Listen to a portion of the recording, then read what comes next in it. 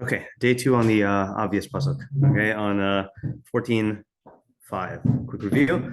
Aid emunim lo yichazev v'yafich zavim eid shaker. A trustworthy witness will not lie. Literally a witness of emunim. Okay, whatever that is, and one who v'yafich zavim lo eid shaker, and one who breathes or speaks or spouts, or what did Mom say? Utters unformed or not completely formed statements. Of lying is a false witness. Okay. Yeah, our questions were this is obvious. And what is the context or scenario here? Is this limited to like a court scenario, or is this any time you're reporting what you've seen? Is this defining aid emunim and aid sheker, or is it describing what they do? If it's defining, then why is aid emunim being defined by not lying? And what if the person doesn't lie for other reasons, but he's not reliable, right? The neman, we usually mean, even though it comes from MS, it seems to be reliable. So it doesn't seem to be that that's the only criterion for being reliable. 4, is there a reason that the subject predicate order is reversed in the pasuk beyond style? Are we to infer that the first half is making a point about Eid Emunim and the second half is making a point about the Yafiach Kazavim? 5, what is the definition of kazav in this context? What are the parameters? 6, what is the definition of emunim in this context? What are the parameters? 7, why is emunim plural if aid is singular? Why not aid naman? And does it even mean trustworthy witness? Maybe it means witness of people who are emunim. 8, why limit this to an aid emunim? Why not an ish emunim? 9, what is the definition of yafiach kazavim with the verb yafiach?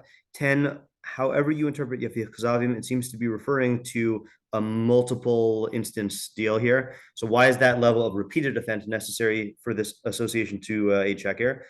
11, how are the two halves opposites? Trustworthy witness isn't exactly the opposite of a false witness. 12, what are the Mishlei benefits and consequences? What's the practical application? 13, what is the subject of the pasuk? 14, who is the audience?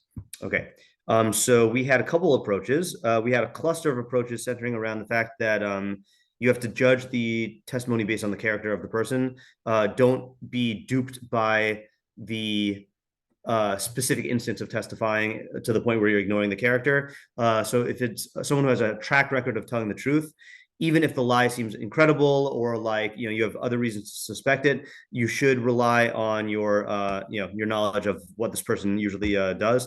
And then the other way around as well is if this person is a habitual liar, then even if what they're saying sounds like it's true, then you should be suspect. Okay, then we had Ezra Fader's approach, which is that this is talking about two standards of lies. So what I want to do is I found some Mepharshim who seem to take that approach. I don't know if it's the same, but I want to explore them. It's the Metzudas David and Rבינו Yona. So let's do both of them here. Okay, Metzudas David says, "Eid emunim ha'ed asher yasmi l'daber emunos." So the witness who continually speaks reliable statements. Bivadai lo yichaziv l'daber ha'edus. Sorry, yichaziv l'daber ha'edus. It didn't sound right. He certainly will not falsify in speaking for testimony. Aval haragil l'daber kazavim, someone who is accustomed to speak lies. V'im himad b'dvarim shel mabakach, even if they are lies that are unimportant. Okay, so they'll say like he's talking about. Well, we'll give examples later. Mikol makom hoil v'ragil b'kach. Nevertheless, since he is accustomed to this, Ya'id gam kain sheker, he will also testify falsely. V'yesh lachor harbe b'dvarav, and you should investigate his words thoroughly. Right? Okay, so that's what we're saying. So it sounds like he's also putting the ikr of the chiddush on the second half. So we'll see if there's an equal one for the first half. But the idea is like I think what I was saying yesterday is like let's say you have a person who's always exaggerating the stories that they tell about like what happens to them. So you can say, okay, fine, the guy like is a good storyteller. But when it comes to testifying, no, like there he's going to be able to restrain himself, but he's saying that it's a matter of habit, that since he's in the habit of exaggerating or of manipulating the truth, then he might not be able to control it, which is an interesting thing because it means it's not necessarily malicious. It might just be that like the autocomplete in his mind is like filling in like the subtleties in like what he's talking about. I think what I said yesterday on Ezra as well. So that's they can't help themselves. I said that they don't sufficiently respect the truth. I think that's also a possibility that the habit has made them have a lower standard. The habit of fabricating or embellishing has made a lower standard of like, caring about the truth. And then I also mentioned yesterday that maybe the truth is so malleable in their minds that it's not gonna register in their minds, so they don't even realize that they're like, embellishing. Yeah. Okay. So can we like see if there's a corresponding chiddush for the first half according to him? Ha'edus yasmin ladaber amunos, b'vadai lo yichazev ladaber ha'edus. Or probably l'davar ha'edus, maybe. So yeah, I was thinking like in court, like you don't even need to worry about whether he's going to say truth because he's even accustomed in like in modern regular parlance. Right. So what's the havamina? Havamina would be that just because he speaks truth like day to day, doesn't mean like you never know what you're going to get. Right. Yeah. You were bothered also by the fact that seems you weren't bothered by the fact that something didn't seem to be true.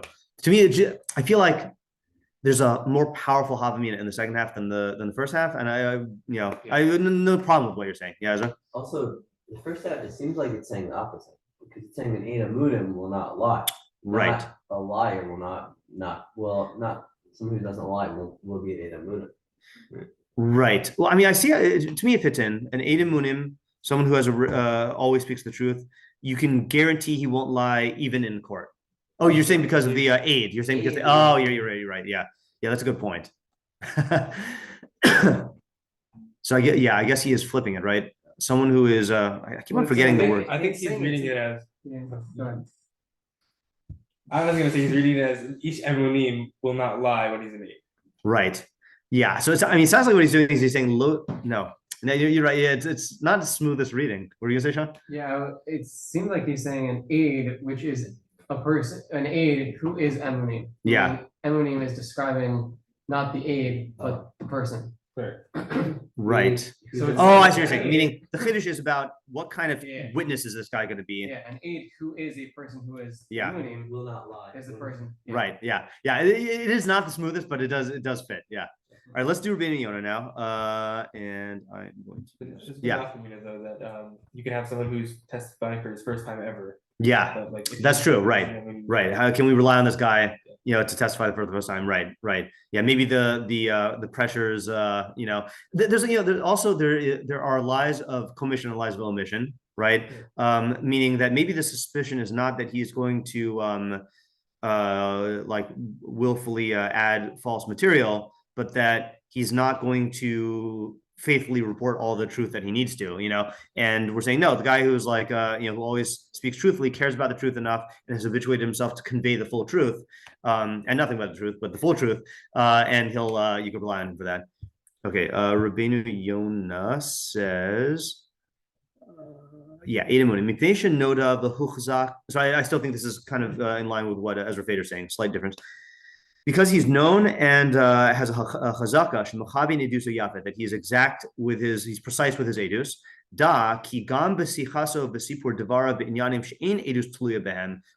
You should know that in his conversation and his reporting of things in general, that there is no edus that's talui on, then lo yichazev, he will not lie. This flows more with the words, right? If he's an eid munim, meaning if he's a guy who is always reporting in a good, in a reliable way, he won't lie in other contexts.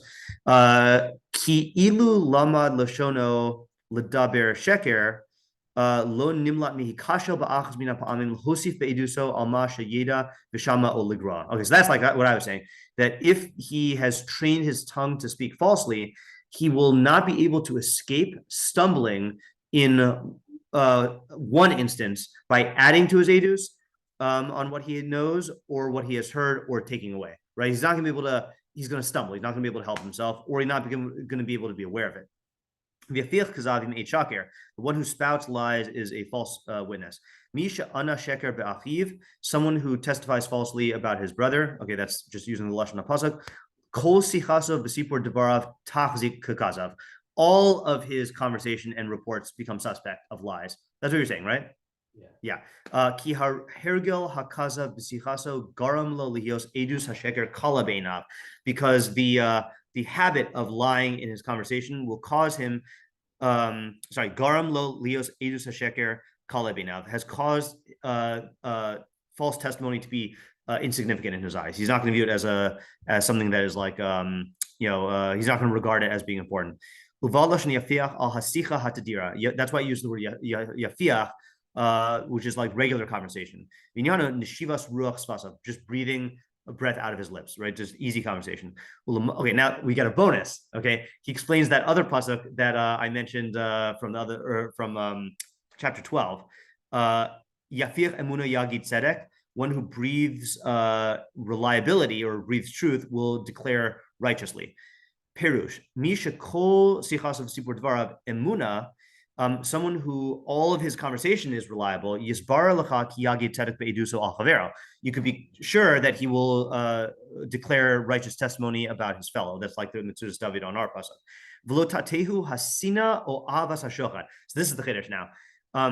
Hatred or love of bribes, or I would say any other like ulterior motive, will not cause him to deviate. Once he has accustomed himself in choosing truthfully, choosing truth in all of his words. Okay, then the second half is ve'ech kari mirma, in the other pasuk, a false witness of lies will deceive. Ish shehirgil b'divrei mirma, a man who is accustomed in words of deceit. Lo tismach al so don't rely on his testimony. Ki kal beinav lahagid sheker al chavero. It's going to be easy for him to testify falsely about his friend. Ushnei psukim elu shnei niyanim heim. Ukrovim l'derech echad. So these two psukim are two different subjects, but they're close to one approach. So it's like they're complementary, which is interesting, by the way, that you see in Mishlei here in terms of our perpetual question about is there an order in Mishlei. Shlomo didn't see fit to organize the editor didn't see fit to put these next to each other, but Rבינו Yona has no problem saying, yeah, you got to learn them together. Yeah. I just have another idea. Before you do the other idea, let me just restate this here. So our pasuk is saying, I always have to look at this. Our pasuk is saying, if a guy testifies in court, wait, now I've forgotten already. Right, if a guy testifies in court, if a guy testifies in court, then you can know about all the other edus. Right, you can know about all their edus. All of their stories, all of their statements are true. And if a guy is a liar in general, then you should be suspect even with testimony. Then the other pasuk is saying, I think he said the opposite in the second half. He said I don't know how he's getting that from the pasuk, but I think he said that if somebody lies in court, you're right. Suspect of everything he says. Right, you're correct. Yeah, so he has the problem the other way. Yeah. Oh no, yeah, I guess he's learning it that it is saying a checker yapich kazavim. I think that's how he's getting it. Someone who testifies falsely in court should be suspect in his regular conversation. So the subject of our pasuk is what can you infer about normal conversation from someone from their court behavior or their testimony behavior. The second pasuk is saying that if you see him speaking reliably in regular conversation, you could be sure that in court he'll testify truthfully, even if you have reason to suspect that maybe someone's bribing him or someone is, or he really hates the guy he's testifying about. And likewise, if he is, say again? He's a liar in general. Yeah, if he's a liar in general, then in court, don't say, oh, well, it's official. He's not, he would never lie here, but no, he might lie. Okay, good. I like that complimentary approach. I think if I were choosing to teach this pasuk, Rבינו Yona seems to include a lot of what we said yesterday, but is fits into the words and good chidushim. Yeah. Actually, never mind. It's very closely related to Rבינו. Okay. So I don't think it's a idea. Okay. All right. So next, let's do Meiri. Okay. So Meiri gives us a little chuckle for the beginning here. Wait, where's Meiri? Meiri is on the right. Okay. So he says, Emunim shem davar. Wait, am I reading the right place? No. I did not start at the right place. Hold on. Or did I? Wait. Oh yeah, I did. You're right. Yeah, you're right. Okay. Shem davar lotor. So it's a noun, not an adjective. So one who Russell divarim amitiim. So that knocks out our question about trustworthy people. He's saying a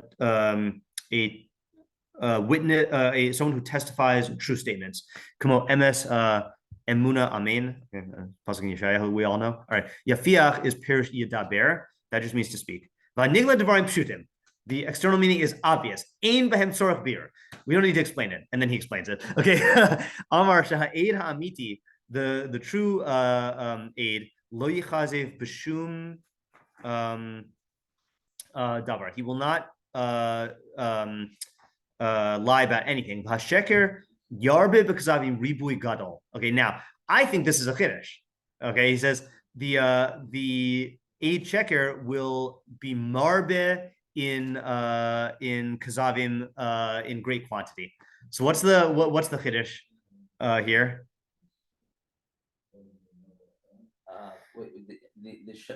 The liar will be marbe his sheker. Yeah, so the way he's learning it, he's saying aid checker yafiach. He's learning yafiach kazavim as he'll tell lots of lies. Meaning, if you catch someone lying, you have to assume he's like lying a ton, not just like a right. lie. Okay. Yeah. Exactly. So in other words, don't just I think there is a havamina. Like Rebbe talks about in Torah Sinai about like you need a motive to lie, right? And that's true for a normal person. Okay, but there are certain people where they're going to lie even when they don't need to, or they'll lie beyond what they need to. It won't just be a thing where like I'll modify this one truth to make it fit. He'll, so really, once you catch someone lying, you should suspect many statements of being lies. Yeah. Yeah, it's like this great scene in the Ozarks. The first episode. Someone if someone stole from the cash register. Just the first time he caught it, it doesn't mean he stole it before. Right. Yeah. Okay, I can actually say this now. I said this last year, but I'm saying here. Now Meiri gives his own practical application. It's funny how he says it's obvious. We don't need to talk about it. And then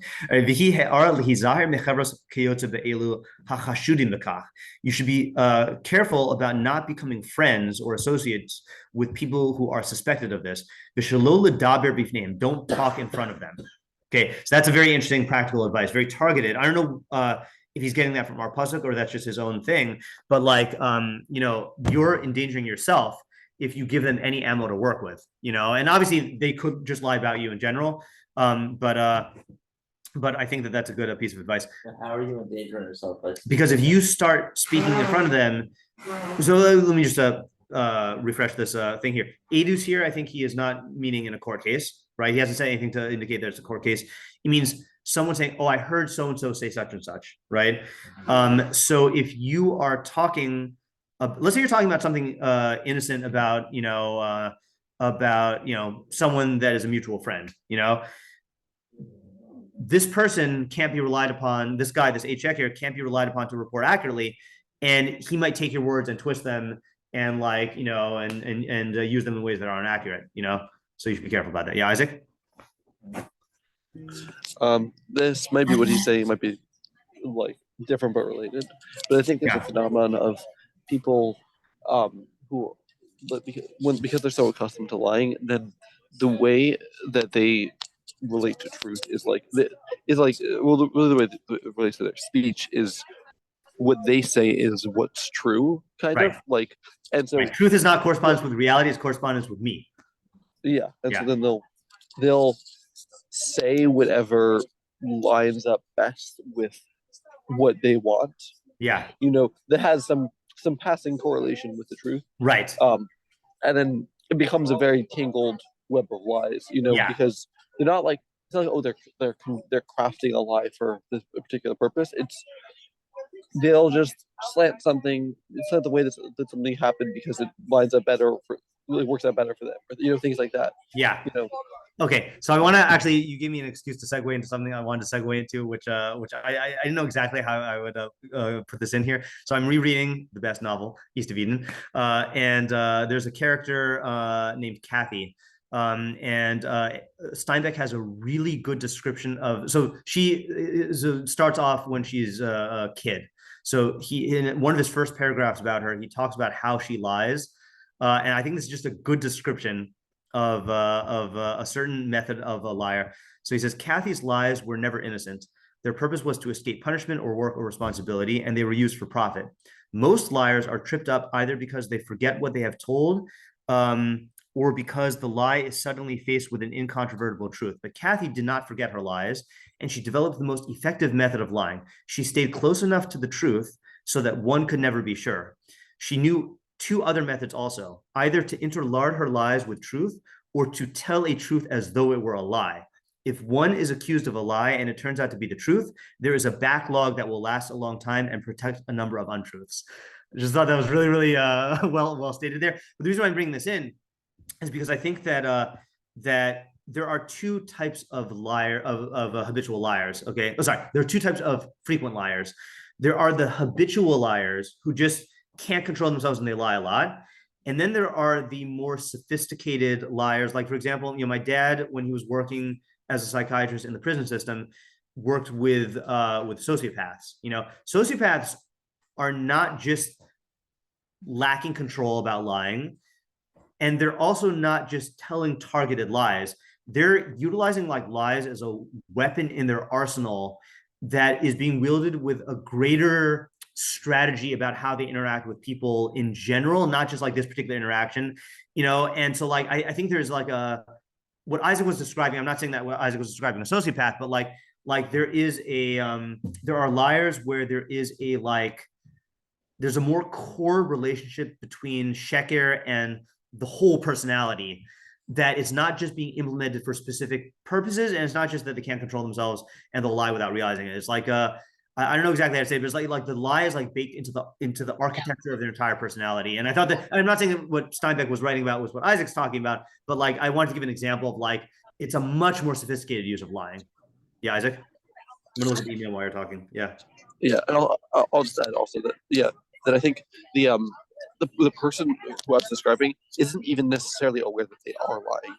I think they think that they're telling the truth because there's a lot of elements of the truth, and and they have a fundamentally corrupt relationship to the truth, such that they'll twist it to be what Yeah. Right. Yeah. They don't. They're not another example of this. Yeah. They don't have the. Go ahead. I was just saying that I don't have the conflict associated with lying because it's just it's interwoven with the truth in their mind. Right. Okay. Another example of this really quickly. I don't think I need to say this, but I saw that in one of my daily news emails about the Israel situation. In Washington, Biden addressed mounting casualty count in the war, noting that he had, quote, no confidence, end quote, that Palestinian officials were presenting accurate statistics. Okay, quote, I have no notion that the Palestinians are telling the truth about how many people they are killed, Biden said. I'm sure innocents have been killed and it's the price of waging a war. But that's just an interesting thing also, just recognizing that, of course, if the bureau in charge of reporting casualties on the Palestinian side is Hamas and they're known for lying, then he's saying, okay, I'm aware that there are going to be many lies here and that, I can't trust them. Okay, skip the next Meiri because that's just repeating something. Now, Derek Nister, I knew you were going to ask. That wasn't okay. Of all, Derek Nister, so here's where he holds the real fetishes. Nearly emunim kumo emunos. Okay, so emunim means beliefs. Okay, but it's not just any beliefs. This is a classic Meiri distinction. Romez al hapinos asher ein lanu bahem rak kabbalah v'lo and v'tzad emuna. We're talking about fundamental beliefs that you must rely on tradition for, and you must believe them. Okay, so Meiri has two distinctions. There are Yesodei HaTorah that can be proven, like God's oneness or his existence, or Torah min hashamayim, and then there are Yesodos that can't be proven, right? Yemos Mashiach cannot be proven, right? You must rely on Nevuah. There's no way to derive it from your own, Chakira or Eon, or let's say ideas about Schar v'Onesh and Hashgacha. You just can't derive that from the natural world. You must rely on whatever data you're getting from Nevuah. Okay, so here he's talking about that second category. Okay, which I haven't looked up yet. So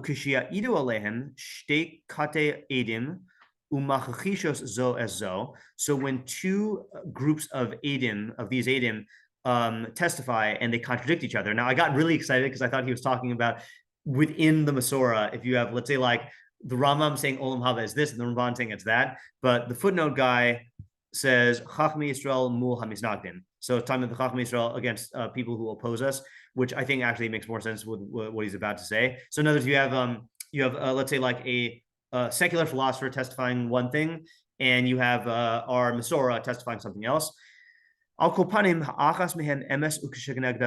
you must know that one of them is true, the other one's false. They can't both be true. He's here, and this is warning us not to be in doubt about the emunos. You should cling to the one who's testifying to uphold the ways of beliefs, meaning the Masorah.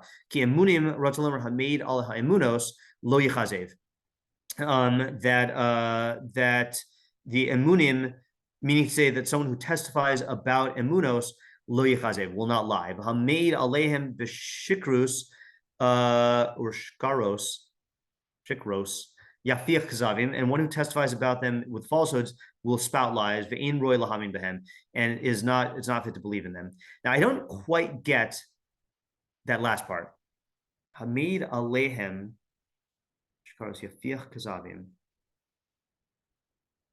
not exactly sure what the case is. I don't know if it's talking about. See, let's do an example here that I think is not relevant to us necessarily, or maybe it is, I don't know.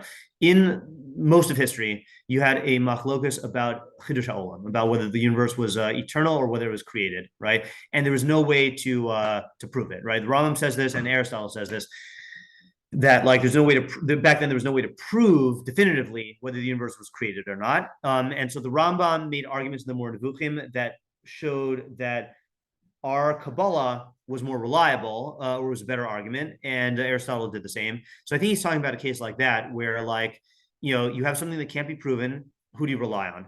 Okay, so it's I'll say what I think the Meiri is getting at. I just don't know quite yet how he's reading that last part. I think he's saying that I think there is a I don't want to call it a mistake, but a trend that people who care about rationality and proofs can fall into, where we are so accustomed to setting proof and rationality as the standard for anything we accept that we lose sight of the fact that there are things we cannot prove, that we can only know based on Kabbalah.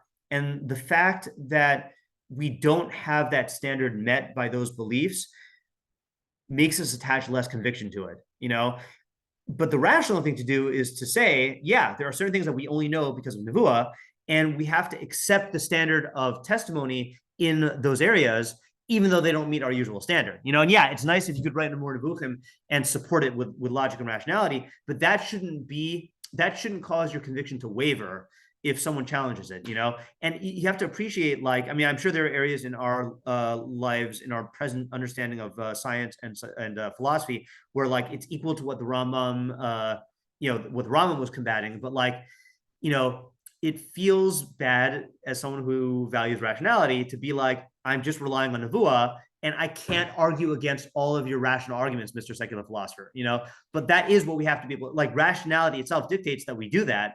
In these areas, because there's no way to verify it. You can have very, very good arguments, but if it's something that is not subject to verification, through your mind, then you have to rely on Dvar Hashem. Yeah. Anyone get what he's saying for that second part? I just don't know.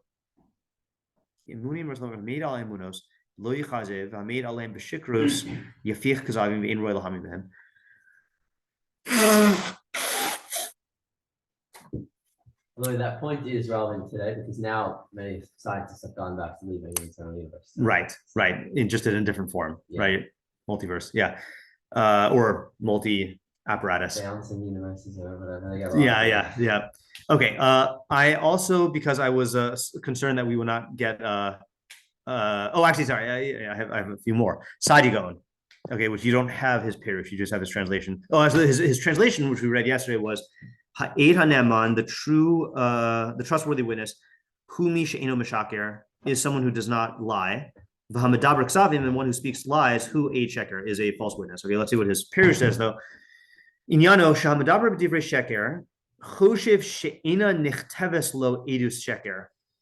Because I'm not sure what he means. Oh, there's footnote. He says, someone who speaks words of falsehood thinks that Edus Sheker will not be written low for him. So what does that mean? Footnote 6, Nidne shalona ninmelo she'ansho kal o she'ein alav onesh. He'll think that the punishment is light or that there's not going to be punishment. Uve'emes ansho chamor k'mei sheker. But in truth, his punishment is going to be severe, like one who testifies falsely. Okay.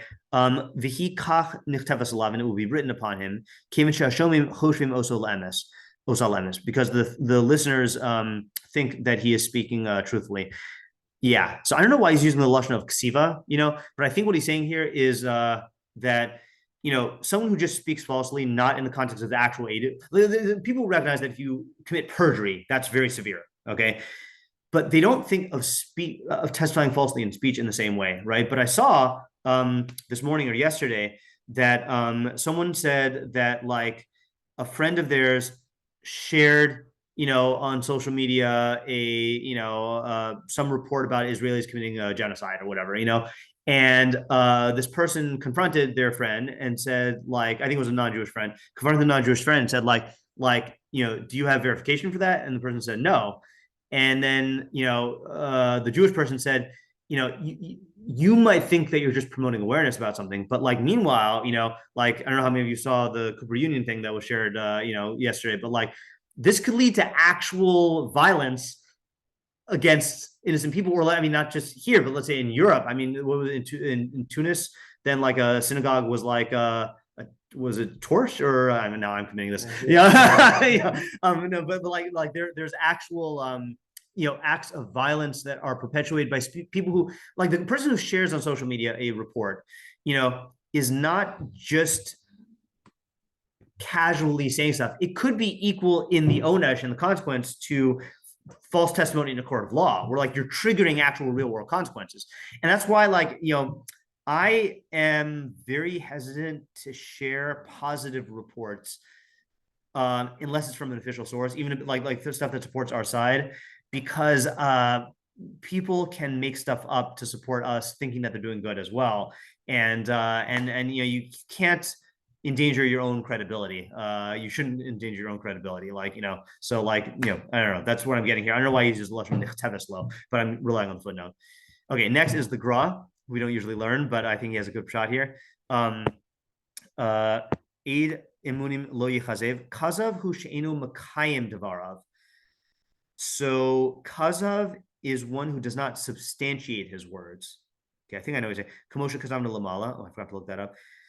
Sheker huma shemitchila hu medaber davar shemitchila so sheker. Okay, so he's making an interesting distinction here. I thought the difference between sheker and kazav is sheker. This is from the Sefer Ikarim, says this. Sheker means that it is false, that it is not in line with reality, but you believe what you're saying. Okay, kazav means that you know that what you're saying is false, and you're still saying it anyway. Okay, so in other words, falsehood versus lies. He's giving a different thing. He's saying kazav means that it is sorry, let me start the other way. Sheker is when you fabricate something. Kazav is when you bring you support. It's a lie told to support a statement. You're not initiating the statement, but you're supporting it. Okay. So then he says, V'zehu aid shel emunim hema makaymin divreim. So an aid of emunim means someone who's testifying to support the words of emunim. Okay,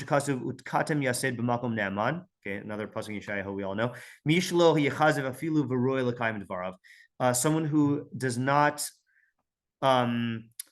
is not mechazev even to support those words.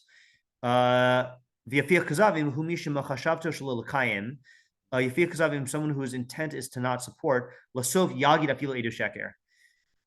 so what I think he's talking about here is he's saying, I think there are people who would never fabricate something, but they will vouch for something that is not true. Okay, and what he's saying is that if you are a yafiach kazavim, if you're willing to vouch for things that are not true, then ultimately you're going to end up being someone who's going to feel comfortable producing your own lies on your own. Whereas an eid emunim lo yichazev. How does that work? Does that work the other way? Someone who supports true statements. I feel like it doesn't flow as nicely for that first part. Yeah. Okay, so that's another interesting distinction. Last one is the Malbim. Oh, actually, no, I saw the whoiel Moshe. Yeah, so I actually did not work this out, but the whoiel Moshe says lo yichazev. So our again, just to refresh our original this is obvious thing. An Edamunim will not lie. Well, okay, so Rבינו Yona mentioned this, but whoiel Moshe takes it and runs with it. Hura amitis latevas kazav nimses b'melitzas pasuk hayoti yeli kamo achazev maim lon emanu. L'kan ratzalim Edamunim gam ken yiftuhu b'havtachas shochad livgod biboteach al eduso emes lo yichazvu bo. Okay, so he says, an Edamunim, even when someone tries to seduce him by promising him a bribe to betray, biboteach al eduso, to betray the person who's relying on his eduso emes lo yichazvu bo. So in other words, he's saying that this is Davka talking about a case where someone is bribing him to lie. Okay. So it's not, the chiddush is not, oh, a guy who's trustworthy can be relied upon to tell the truth. It's no, guy who's trustworthy, even when given a bribe, you can still rely on him. Okay, ve'ed sheker she'adam sachro lekach, someone who is hiring someone to be a false witness. Im yavo adam acher v'yishachaduhu shochan ruba yafiach kazavim. If someone comes along and gives him a huge bribe, he will spout lies.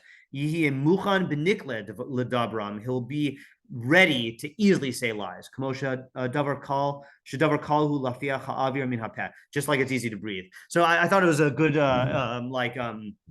zeroing in on when someone is hiring you to testify falsely, which again, if you're taking this in a court case, I don't think that that's a big deal. But this happens all the time. Let's say when big tobacco puts out bribes a certain lab to do a study that says that cigarettes are harmful. Like there are other ways that you can have testimony that people are essentially doing bribes or endorsements or whatever that are not strictly speaking court cases. So I thought it was an interesting approach. The last one is the Malbim, which I also didn't have time to work out, but I saw he was doing something clever, as he usually does.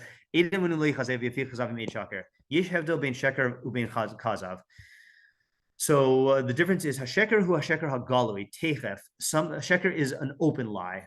V'hakazav nira emes b'tchilaso ulevasof nigle shehu sheker. So kazav is something that looks true at first glance, but then is in the end is revealed to be a lie.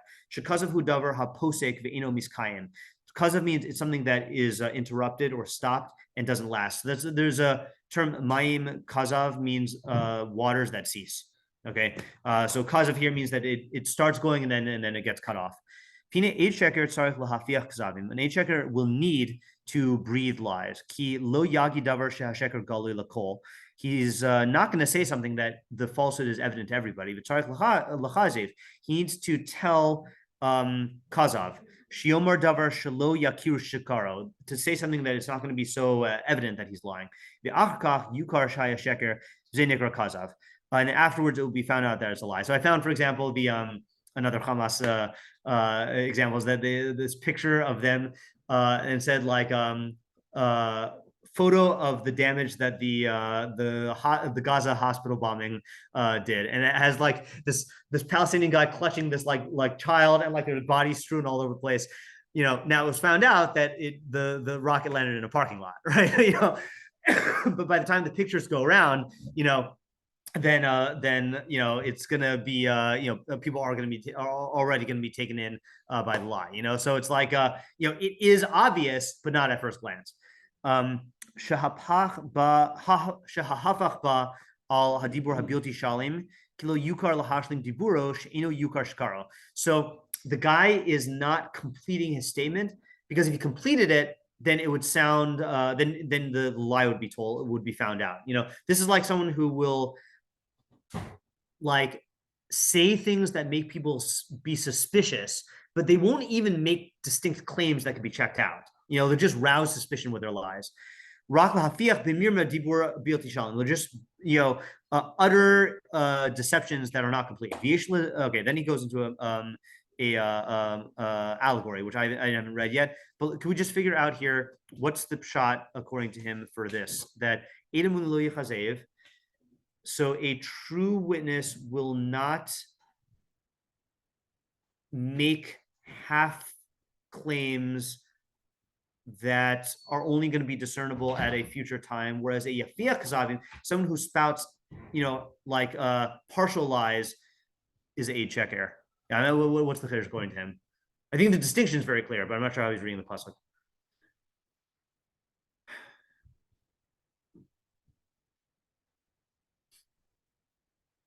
In the second half, though, I think there's a finish that just because you're saying like they're chazos, Yeah. They're half lies. Yeah. You might think that it stops there, like it stops at half lies. Yeah. This person's also going to be even as an aid. Right. Saying full lies. Right. Yeah. First half again, it's not really. Yeah. No, I think the second half is good. That I just want to see, make sure. It might be though that he's saying that someone who's yafiach kazavim is, you should suspect them. Yeah, you should suspect them of being of telling complete open lies. In other words, don't think to yourself that this guy who's spouting half lies is incapable of saying things where he could be easily caught lying. Like, no, like, it's a strategy that people use to cover up real lies, but at the end of the day, he can tell even bald-faced lies, right? Yeah, I'm not sure what that is saying. Let's just read his derech melita, just see what he says. Someone who testifies falsely about, this is his term for things that are only believed because of the Masorah. Lo yichazev ki devarav yachonu la'ad. He's not gonna be found false because his words are established forever. Ki chukei ha'emuna hu ha'emes hakayim la'ad. Evil hamid al shkarim lachlog al chukei chakmo aide spekosav yafiach kazavim vehekeshim matim asher achrei hatzir v'habachina lo yiskayim vihi kamo achazav. Okay, I don't want to get into that. I don't know his sheet on this. Okay, so we did get a lot of confusion. Yeah. I just have a quick thought about that, which Sure. is that I feel like sometimes when when a topic comes up that like I don't know about, but like I want to have something to say, I'll definitely feel tempted to like say my thoughts, not based on knowledge, and then I think he's saying that that can just like last and linger in people's mind. Right. That's a good point, regardless of whether that is his melita. But I think that's a good point. Okay, so let's quick summary here. So we had the Metzudas David, who said Metzudas David and Rבינו Yona, who were both talking about just because they lie in one area, don't think that they won't lie in the other sort of informal context. And Rבינו Yona had the best shot of it goes both ways. If you are willing to lie in court, you can lie everywhere. And if you're willing to tell the truth in court, or if you're telling the truth in court, then then you should be relied upon in other areas, and vice versa. If you lie casually, then even in a court you'll lie, etc. You have the Meiri, who said there is a personality of a yafiach kazavim, which means that it's not just that they're lying in a targeted way; they'll tell many lies. Then there's the Meiri's derech nister, which is that in areas where you have to rely on the Kabbalah, don't be taken in by people who are making arguments against it, because you have to rely on the edus here. Then you had the Gra, which was the distinction between lying to substantiate versus fabricating a lie. And just if you start in the substantiation thing, you're going to end up in the fabricating a lie. And then you have the Malbim, who talks about if you are telling lies that can't be discerned immediately, eventually you're going to tell lies, or you should be suspected of telling lies that are able to be caught openly. And then the Hooiel Moshe about being bribed. Okay, good haul for an obvious pasuk. Yeah. Okay. Thanks. Yep. Have a good day. You too.